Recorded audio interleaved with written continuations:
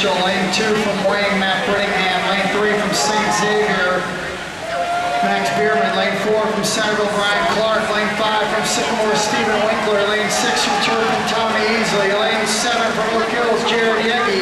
And 8 from Lakota East is Alex Espinosa. And lane 9 from Muller, Logan Hammerstein. 22-7 from Bierman from St. X in lane 3.